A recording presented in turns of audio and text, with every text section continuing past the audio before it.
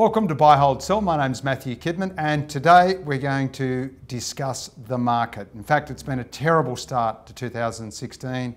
The cold winds that have blown through the market have seen share prices fall across the board to the point where we considered changing the show's name to Sell, Sell, Sell. With me to discuss this is Geoff Wilson from Wilson Asset Management. Hi, Matthew. Ben Clive from TMS Capital. Welcome, guys. Thanks. Ben, I'll start with you. Yep. The US market probably hit a peak September, October. It's been in a downward trend which accelerated into January. Just happens to coincide with quantitative easing coming to an end. Do you think it has played a role, or is it being overstated? Yeah, I think we're getting closer to an inflection point. The Fed's starting to scale back its asset purchases, and at some stage this year will probably become a net seller. But I guess the uncertainty is, do the Europeans and the Japanese sort of step up and pick up the slack? And that might well happen, it looks like, and maybe it's sort of 2017 where you see the sort of the top of that cycle. Geoff, the Federal Reserve backed the market from 2009 to 2015, then it put a stop on it. Do you think they'll come back to the rescue in 2016 and keep monetary policy very loose? I hope they don't. To me, I mean, we are in the mature stages of a bull market. It's the third longest running bull market in Australia since the early 30s. I think we're incredibly close to a bear market. We've got to fall another 3 or 4%, and we are in a bear market. The Australian market topped last April, so I hope that we do go into a bear market and the bear market takes its course. In terms of if they pump more money into the system, well, they're just again kicking the can down the road. Ben, are you a bear market backer as well? Do we get there at some stage this year? Well, I think technically we're very close to it right now, and it wouldn't surprise. I think we're going to keep seeing this volatility over the year, and I totally agree. I think every time the market sort of has a fit, all the central banks step back and say we're going to do this very slowly. I think it's almost the medicine that we need, but it probably sets us up for a more sustainable future, because I think in some respects you're making the problem worse, and the outcome could be a lot worse if we just keep pumping the system with stimulus and very low interest rates forever. Okay, staying with you, Ben. If we do have to be in the market in that environment, can you guide us to where we should be?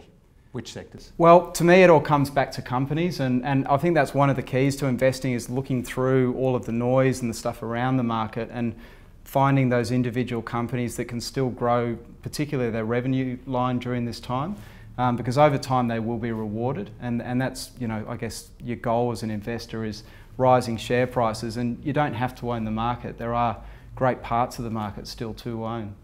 Geoff, you've always been a bottom-up stock picker. Do you think there is somewhere and some stocks we can pick? Definitely. And I think there's, looking at 2016, there's some themes that are probably worthwhile focusing on. One is, there's no doubt, we've seen the Australian dollar fall quite a bit over the last 6 months. So it's trying to find companies that will benefit from that. Also, where we've put a reasonable amount of our money in the latter part of last year was looking for companies that were benefiting from, say, the Chinese consumer, and that's whether it's like a Blackmores or A2 Milk. We missed Bellamy's and a few of those sold out a bit too early.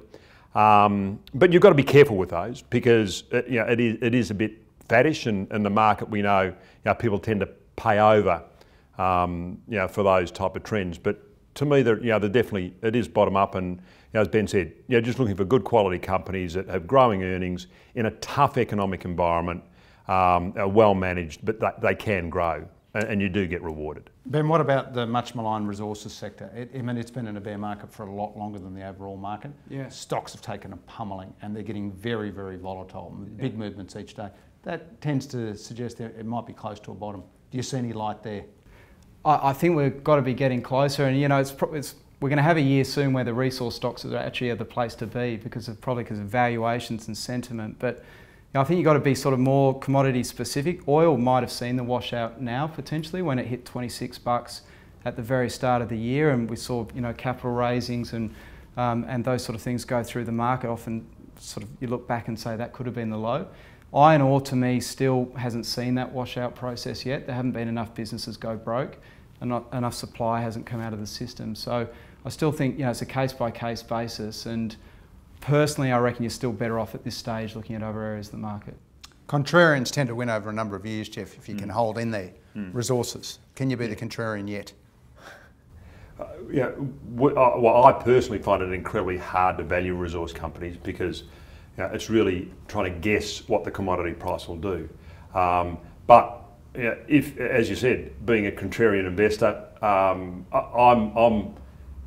a lot more bullish in terms of with oil. Taking a medium-term view. I mean, if you took a long-term view, then you're probably a buyer of commodity stocks at the moment. So 2016 looks like a tough year, but we've saved the name of the show. There's places and stocks to buy.